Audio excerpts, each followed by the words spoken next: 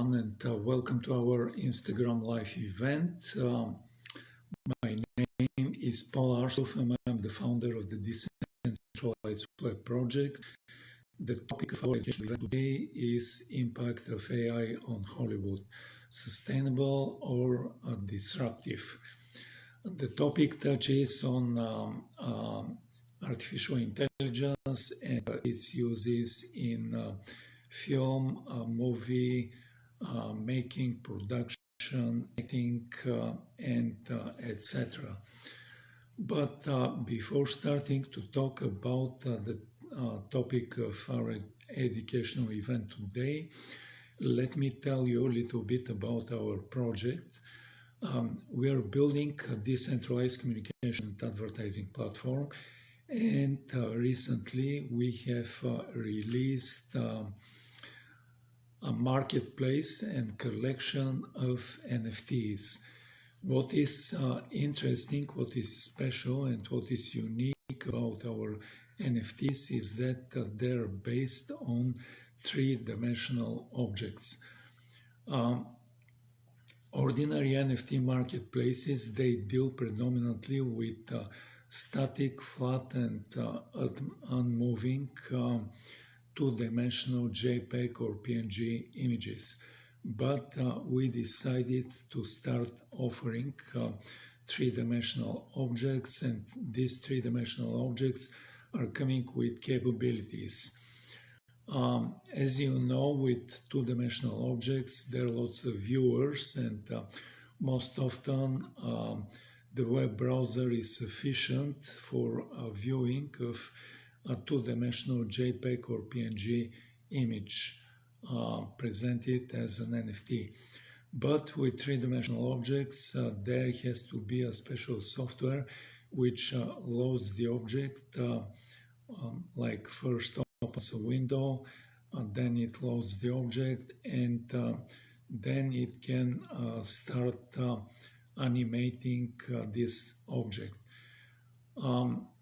Currently, the creators of 3D objects, they're using most often like the popular choices for them to use one of the two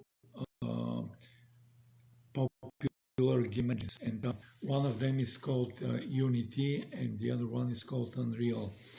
But creators who start using these game engines, at some point they're going to find that there are strings attached.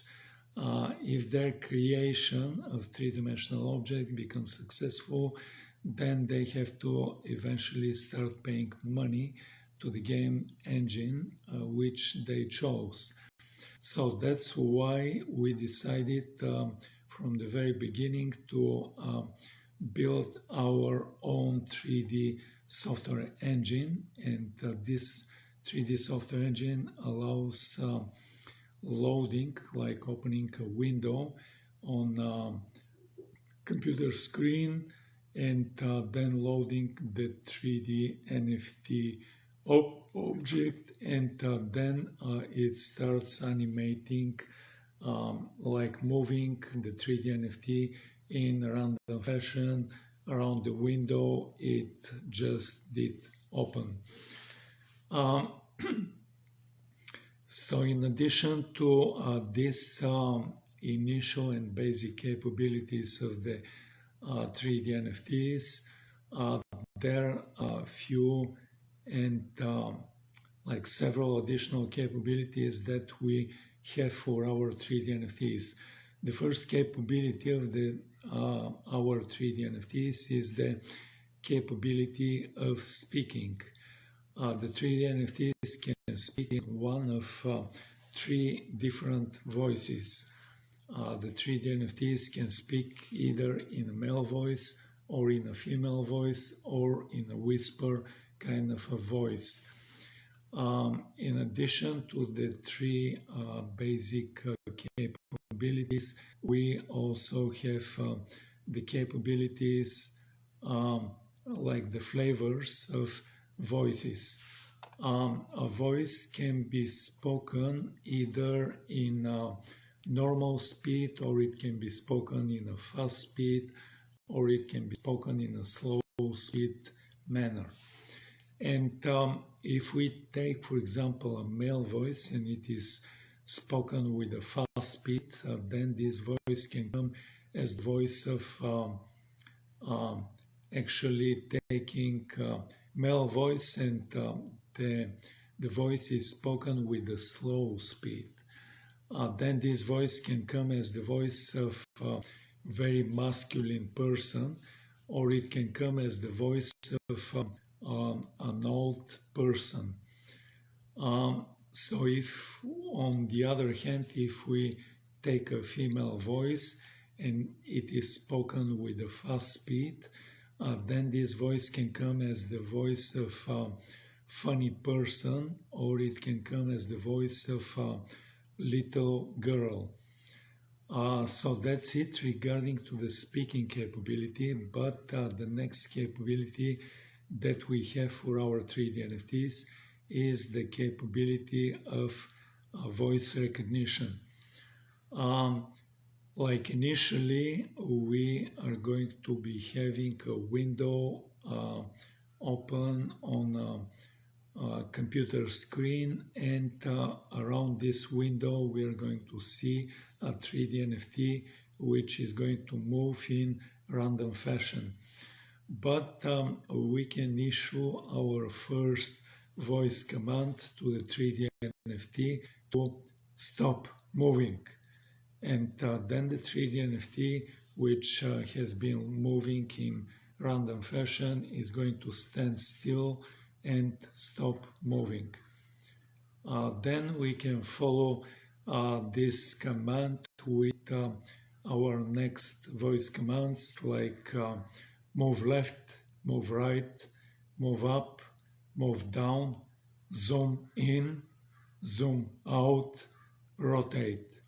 And then the 3D NFT is going to fulfill these voice commands and move left or move right, move up, move down, come closer, zoom in, go farther away, zoom out, or start rotating. So that's it regarding to the voice recognition capability. But the next capability is an important capability because we are giving our 3D NFTs a basic artificial intelligence.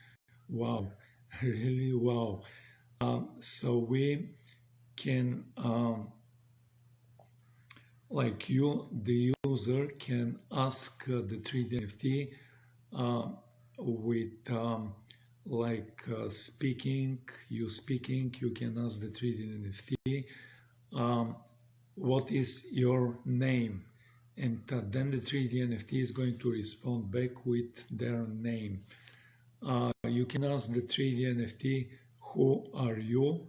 And then the 3D NFT is going to reply in few sentences on who they are. You can ask the 3D NFT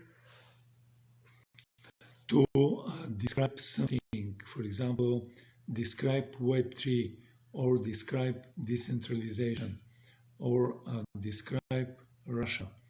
And then the 3D NFT is going to describe in few sentences about Web3, or about decentralization, or about the country called Russia. So that's it regarding to the basic artificial intelligence capability. And the last capability that we will be having for our 3D NFT is the capability of seeing them in real 3 dimensions.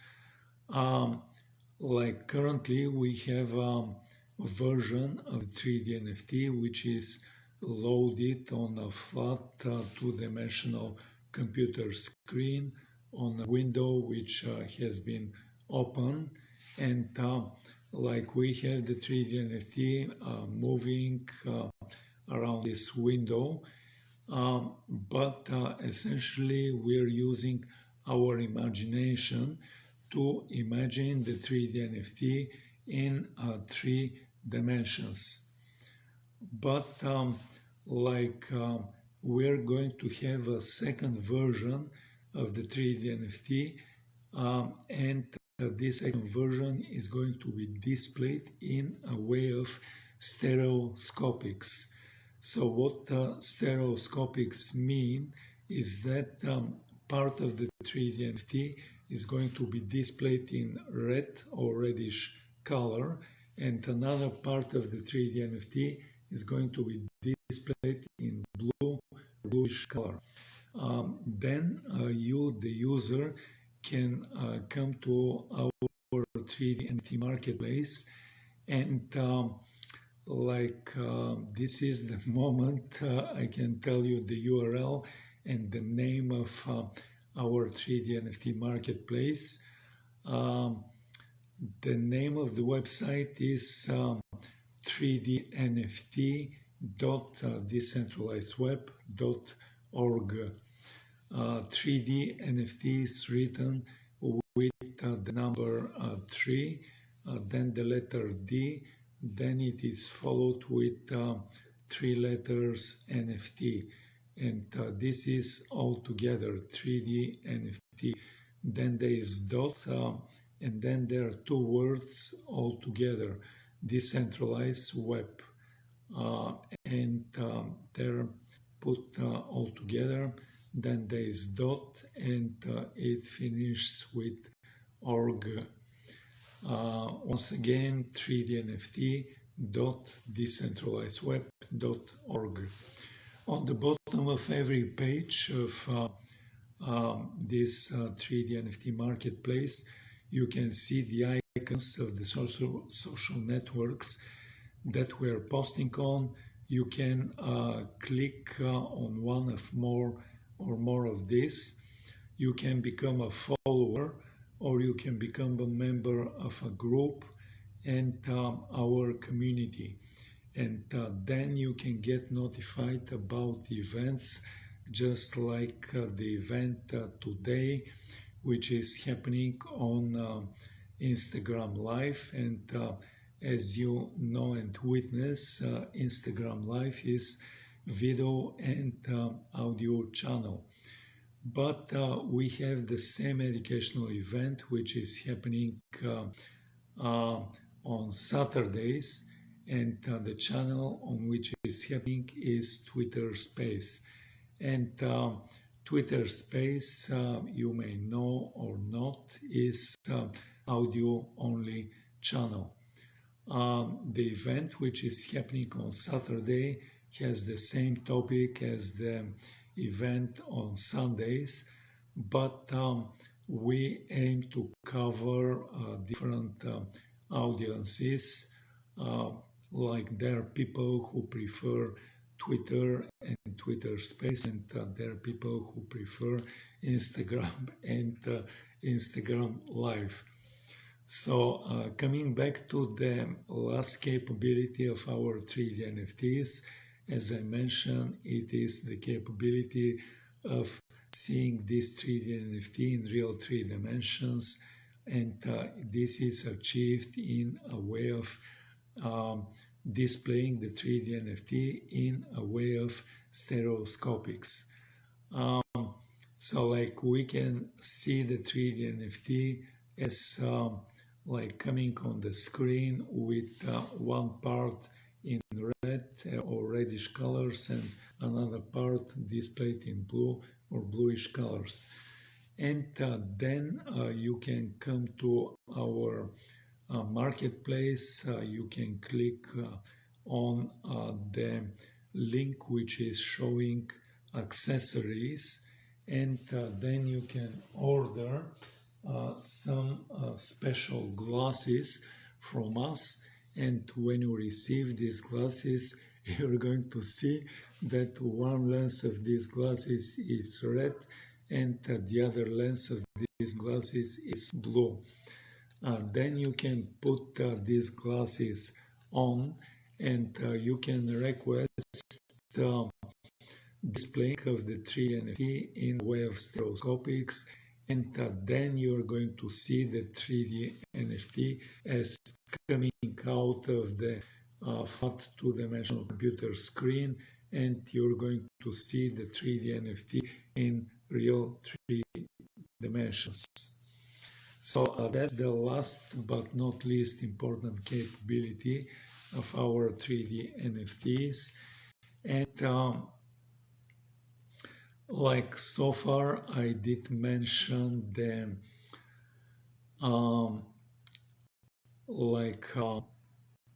our first collection, like the 3D NFTs, the 3D software engine and its capabilities.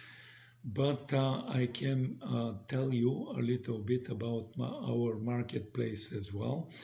And our marketplace is oriented specifically towards three-dimensional objects. Currently, we have our first collection, and this first collection has around 265 different objects. We are planning to add a second and following collections, but all of these collections are going to be composed of three-dimensional images. Compare this with ordinary NFT marketplaces, and ordinary NFT marketplaces are dealing predominantly with two-dimensional static and flat images based on JPEG or PNG format most often. So in addition to this first important difference, then we are having our own blockchain instance, and this blockchain instance is running Ethereum software. So in a sense, our blockchain is very similar in capability, and in the software it is running like the software is identical to Ethereum mainnet or Polygon Matic blockchain, or Avalanche blockchain, or like very long number of other blockchains. What is different and specific about our blockchain is the network ID, which distinguishes like a project which is running a blockchain based on Ethereum software. They have like different and specific network ID. The network ID for Ethereum mainnet is, I believe, number 1. Then the network ID for Polygon Matic is, I believe, 56. Then we have network IDs, different network IDs for Avalanche AVAX, which is 8,000 something, and like all of the other blockchain instances, they like have their own network ID as well, unique network ID.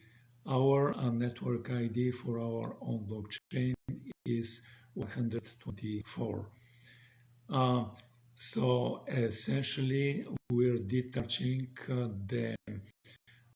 our collections of 3D NFTs from a popular blockchain, and if we compare with like ordinary like NFT marketplaces and creators who are coming to list their collections, at the point of starting to list their collection on ordinary NFT marketplace, the creator has to choose a single blockchain, and then all of the creations of this creator are based, they are bought and sold in this single crypto coin.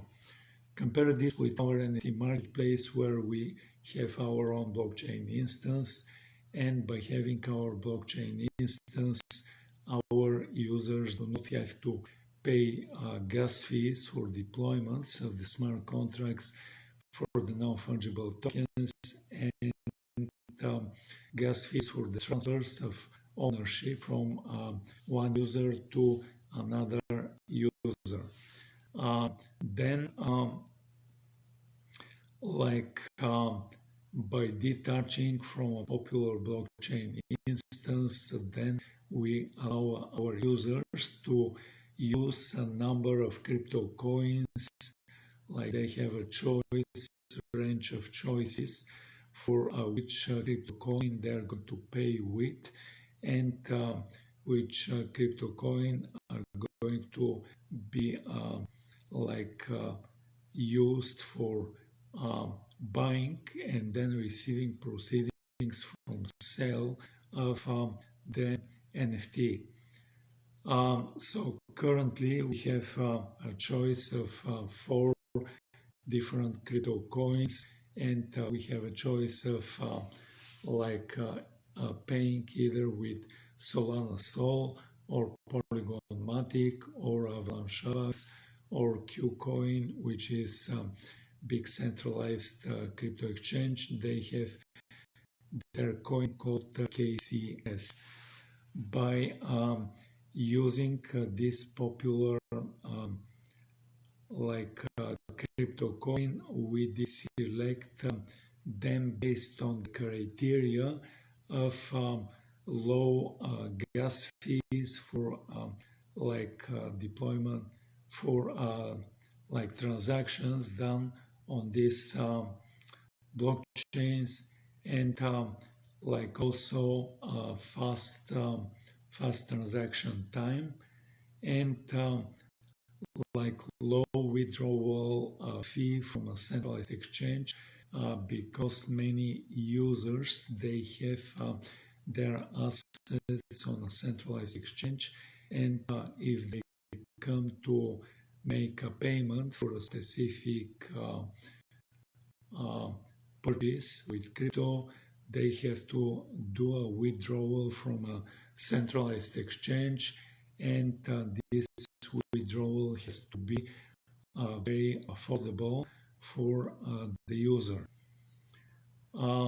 So that's it regarding to the capability of buying and then receiving proceedings from sale in a range of crypto coins, but a parallel way to this way of payment is payment done entirely in fiat currency. So currently we have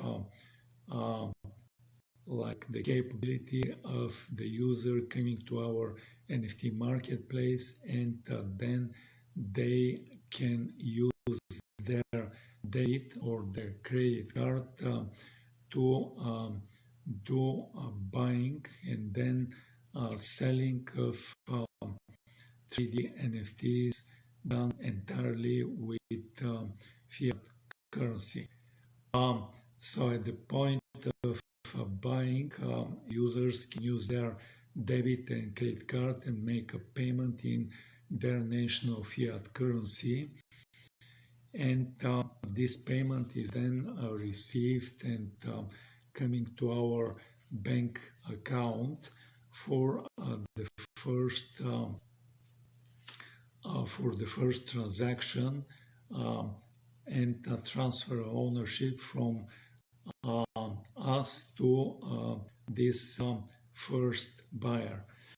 But then this first buyer, after using this NFT for a while, they can put it for sale, and let's say there's a second buyer coming to our 3D NFT marketplace. This second buyer, if they decide to pay with fiat currency, then they can use their debit or credit card. The payment for the purchase is uh, done in their national fiat currency, and the payment is coming and converted from their national fiat currency to our bank account, converted to US dollars.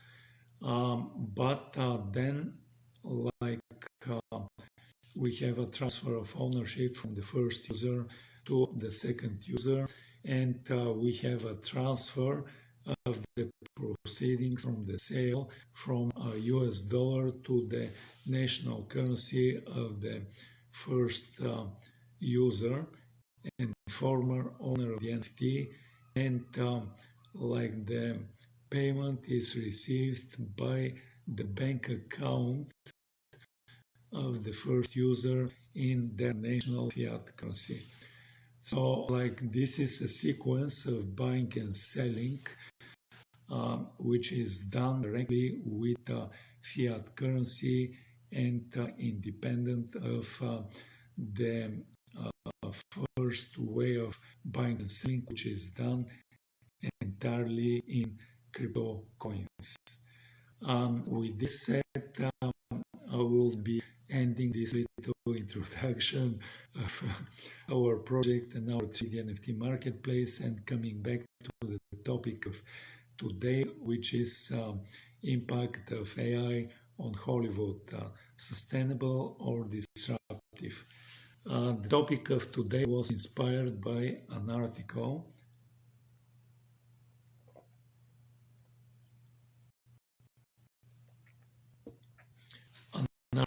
which I did read, and this article is talking about specifically about media creation and specifically about filmmaking, and as you know, filmmaking consists of many different elements. For example, like writing a script, picking actors, picking a location, then doing like filming with done with a camera, then having like director and producers for the movie. Like after the screening and getting footage is done, then there is the process of production, and finally there is the distribution of movies. This is a very long process. This is very costly process, and we're picking a big center, like the biggest in the world, called Hollywood, which is a center of production of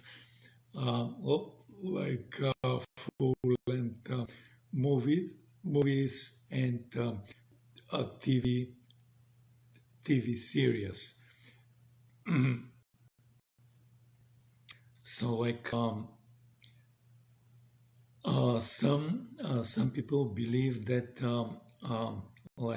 we have the incoming of artificial intelligence and its products and services, and some people in the film making business, some people in Hollywood, they think that the effects of AI would be relatively marginal. They reason that it may increase efficiency and reduce costs. But if you look back in the past, this was the case for innovation of DSLRs or computer-generated images, and these savings will most end up as higher production values on screen. Other people in Hollywood, they think that the impact of AI would be transformative.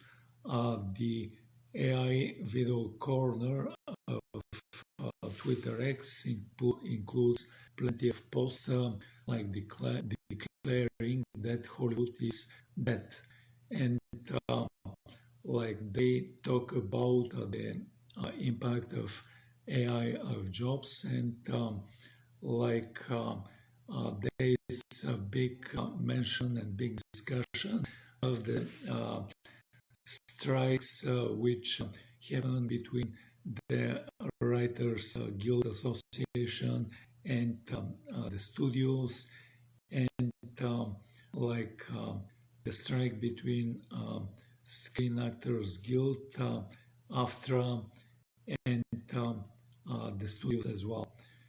Another way of framing this split is that the former camp is viewing the artificial intelligence as a sustaining innovation, and the later camp is viewing this as a disruptive innovation.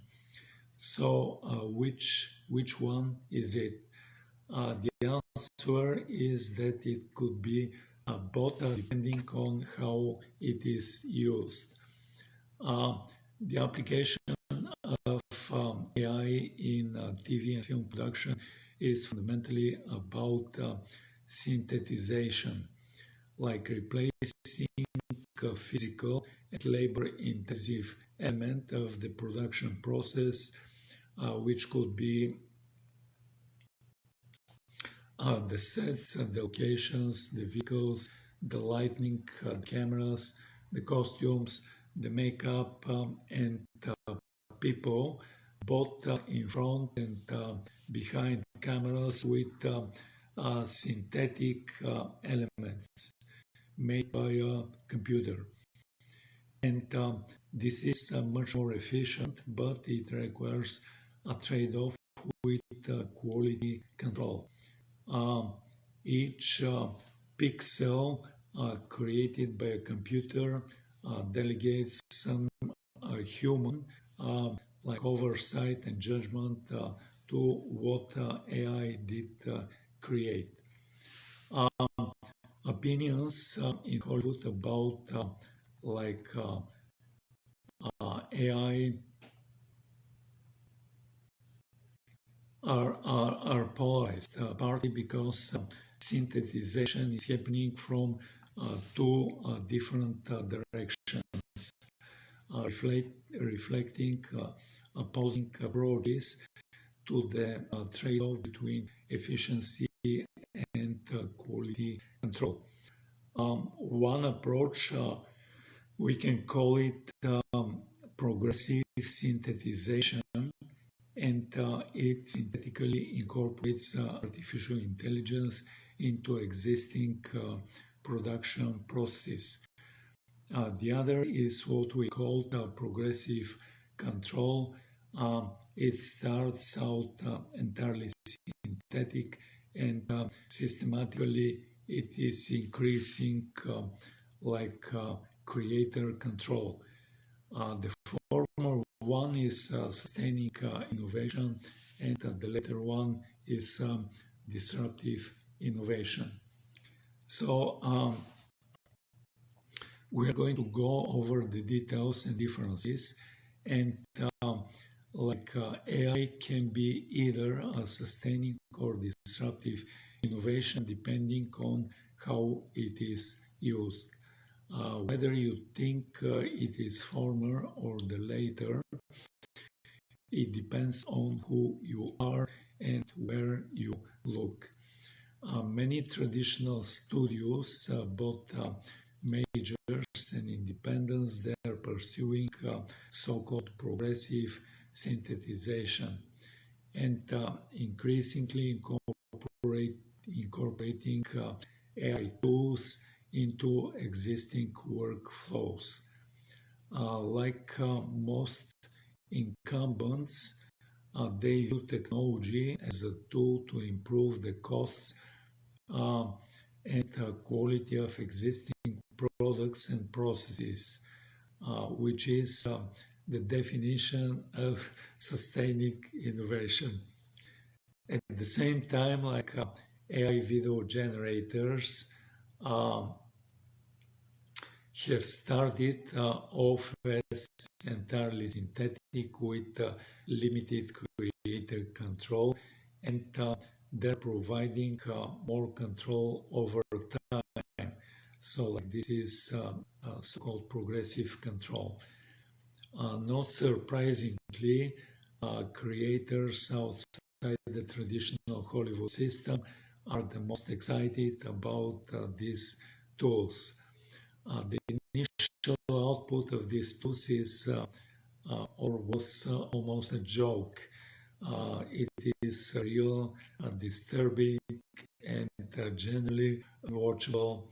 Um, and in the language of the disruptive innovation theory, it is clearly not good enough. But they're improving at like breakneck pace, and creators are developing custom workflows using multiple tools to get even more control and better output. And this is the definition of disruptive innovation, something that starts out as an inferior product or service. It gets a foothold, and then it gets progressively better. Um, when a technology can either uh, be sustaining or disruptive innovation, the sustaining use cases usually go mainstream first. So the first mainstream commercial application of AI may not move the needle much. Uh, in parallel, the AI video generators, they would keep getting better until they cross the threshold of good enough for a sufficient number of consumers and for certain content genres. AI may look like a sustaining innovation until it suddenly doesn't. It will be easy to be lulled into a complacency if we are looking at the wrong place. And the same technology can be a sustaining or disruptive innovation.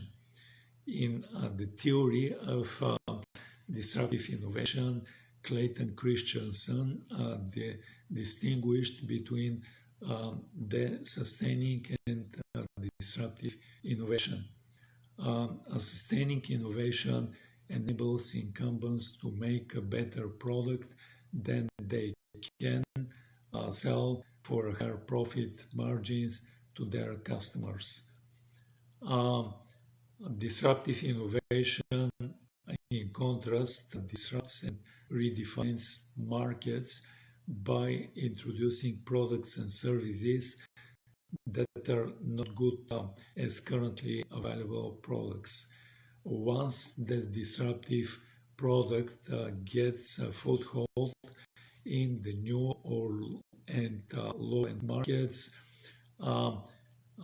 like the previously not good enough technology eventually improves enough to intersect with the needs for more demanding customers.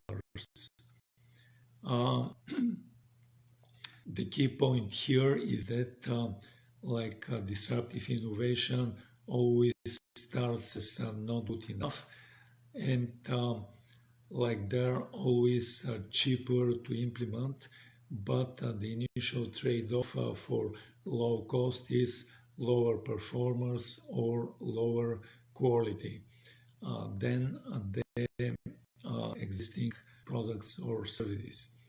Another important point about this distinction, and this is often overlooked, is that the same technology can be sustained or disruptive depending on the way it is applied. Usually people think of technology technologies or business models are as being inherently either sustaining or disruptive. Like if we take, for example, the application of digital technology to the music business as an example, in nature, sound occurs as an analog waveform.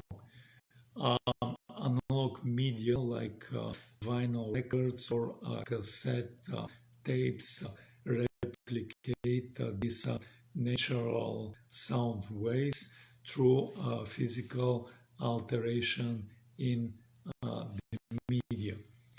But if we're looking at digitalization, it digitalizing converts a region of into ones and zeros digital numbers. And it is storing the analog signal into bits and bytes.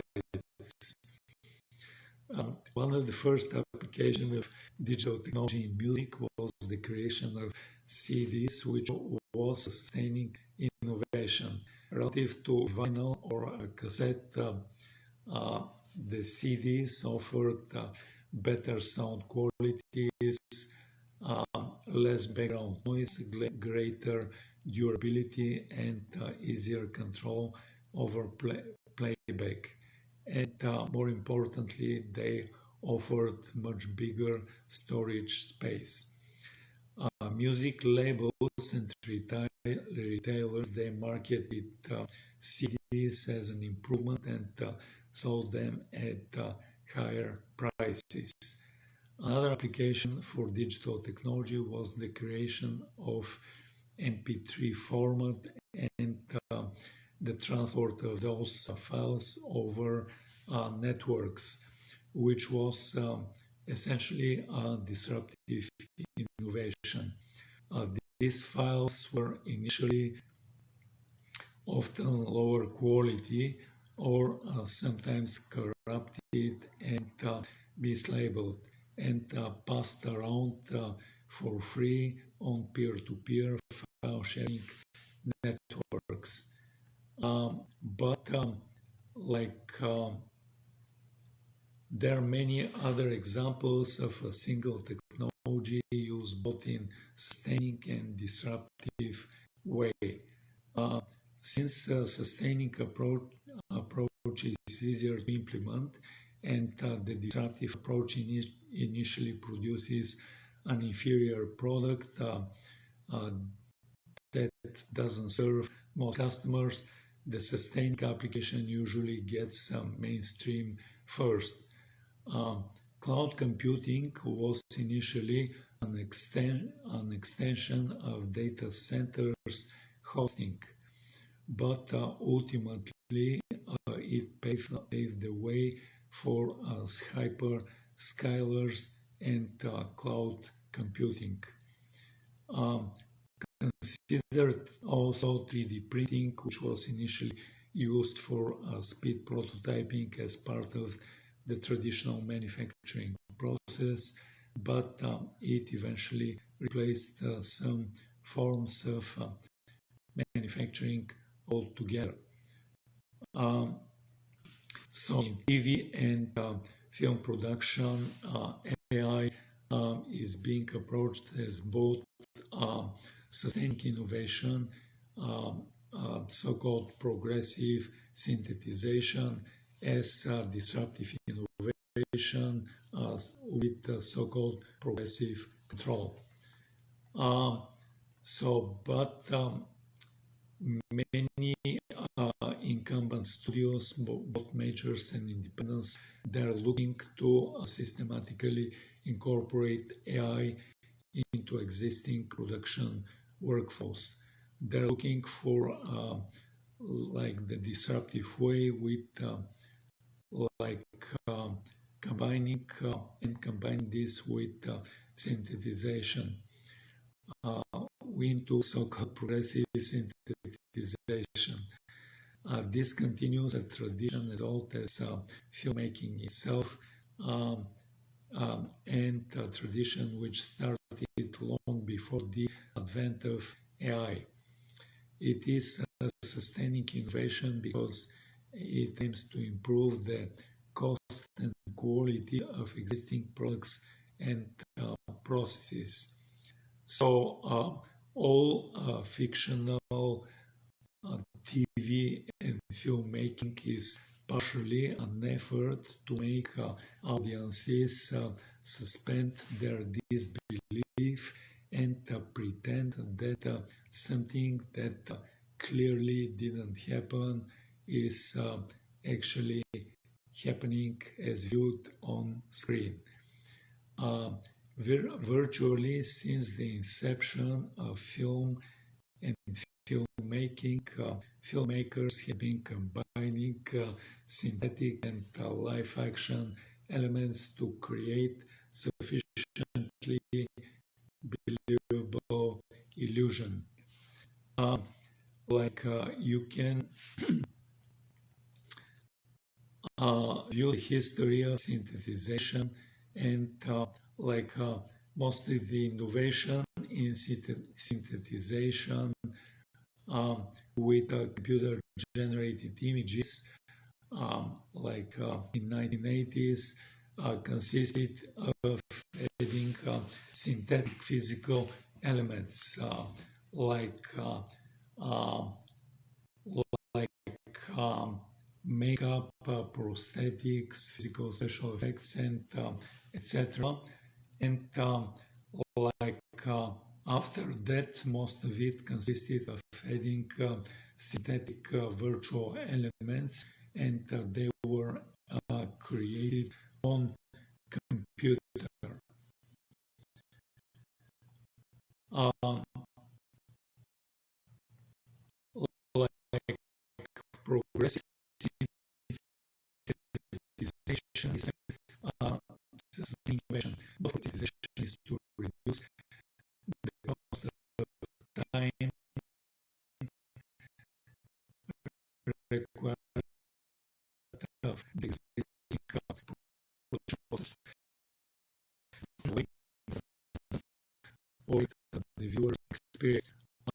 The same basics to improve the cost quality of existing products.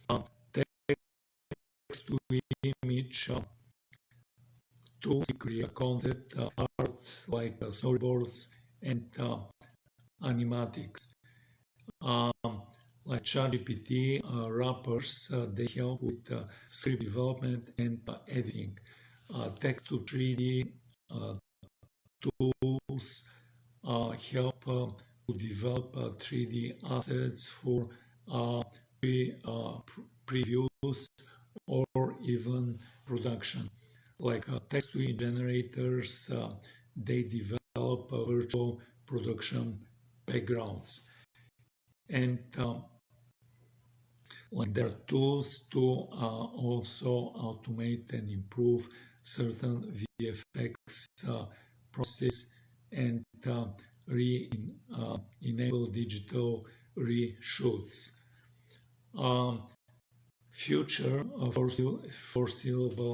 foreseeable applications include further virtualization of physical elements.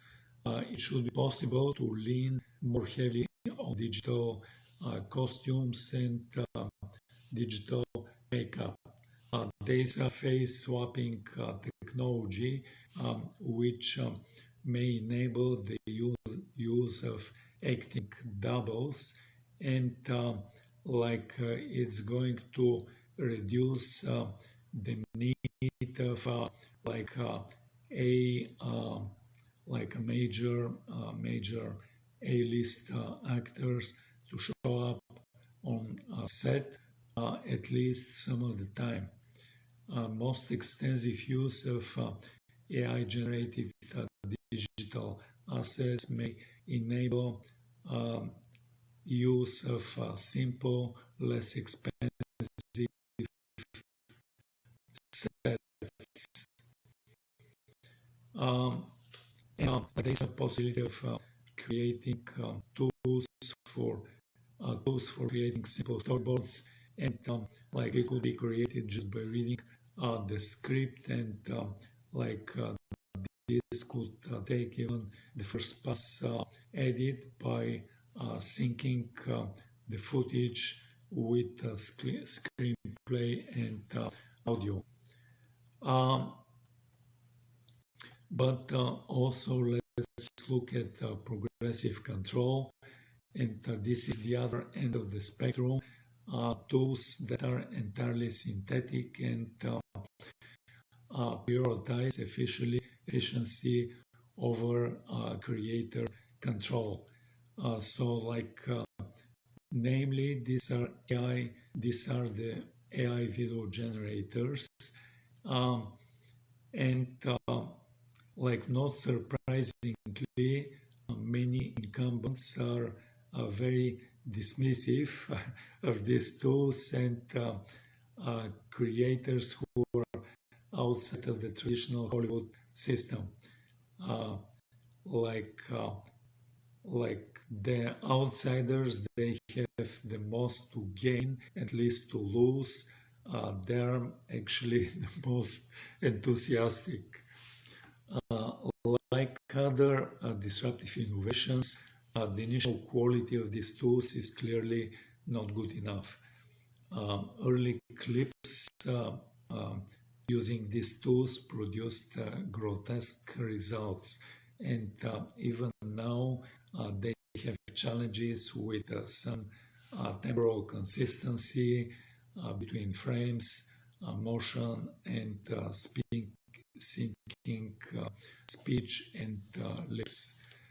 Um, like people would not sit in front of a computer and like look at a full length movie yet. Um, Creators are also developing custom workflows, and they use multiple tools to exert even more granular control and produce even better results. Like all disruptive innovations, AI video generators are not good enough yet. But it is important to understand how quickly these tools are evolving. Uh, like we could look at like a tool which like Runway, which has been progressively given uh, creators more control and improving quality of the output. Like in just 6 months, already there are videos created and posted entirely by artificial intelligence. Um, in contrast, like video generators, they're winning competition for short films, and they keep winning these competitions for like the last several months. Uh, like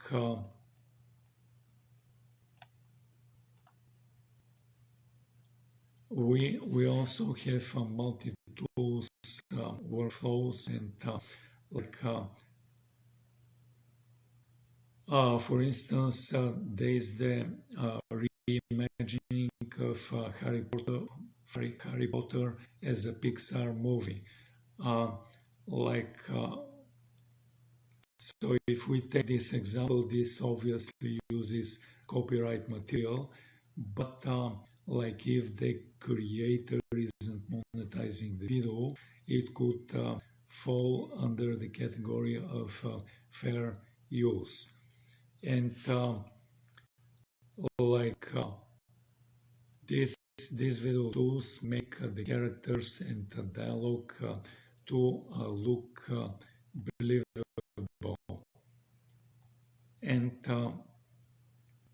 like the arrow and the path is towards more and more granular control.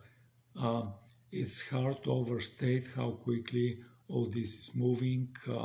It's tough to stay on top of the pace of development of AI, even if this is a full-time job. There's a video site which, for example, shows over 200 different tools like text to video, video editing, generative video, image improvement tools, and etc. But the clear path and direction for these tools is towards ever increasing fidelity and more granular creator control. So if we look for example at Meta's recent releases, they did release text-to-image and video generation models that will also make it possible to edit specific footage and element in real time with simple text instructions. And other tools make it possible to convert a sketch and text prompt into photorealistic rendering. With just a text prompt, very good drawing skills, a creator can make and refine whatever they can imagine. These kinds of tools provide creators even more granular control of the reference images they use for video generation, for which it is. Will generic AI be just another tool and have marginal impact on TV and film business, or will it transform it? As it is usually the case, the answer probably lies in neither extreme. But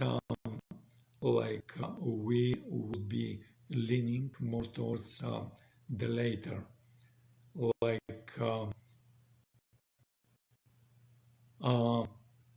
We have reasons to believe that AI tools will lower the barriers to entry to produce quality video content, even as the consumer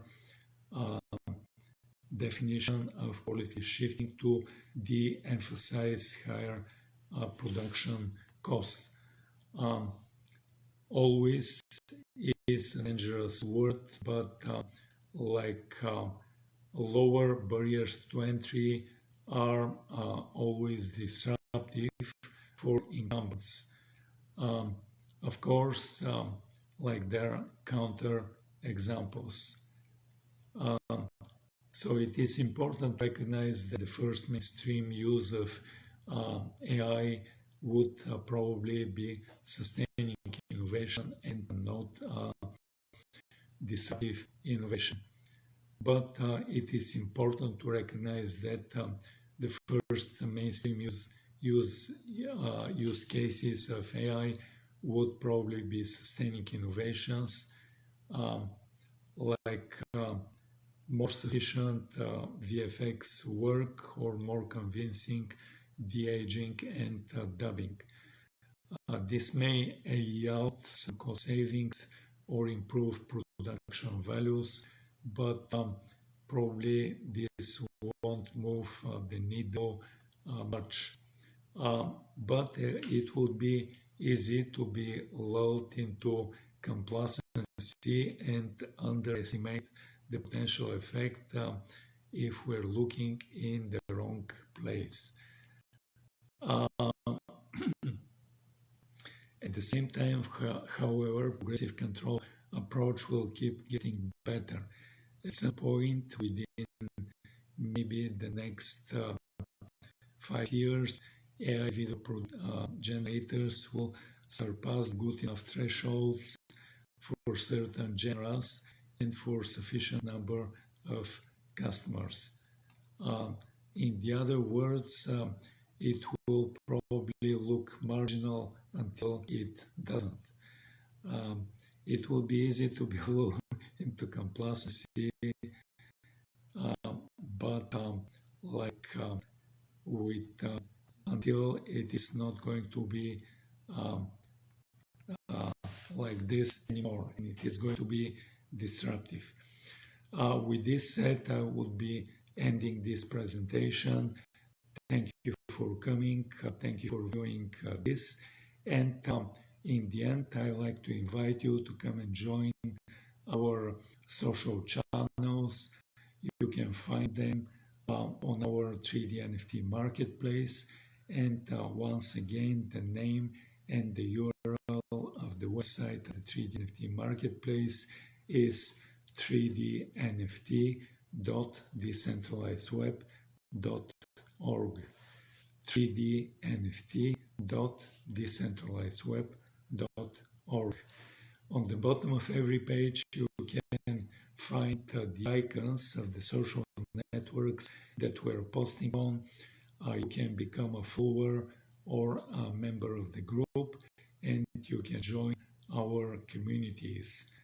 Then you can get notified about events, just like the event today. With this said, thank you for coming. Have a nice day, have a nice evening, and goodbye.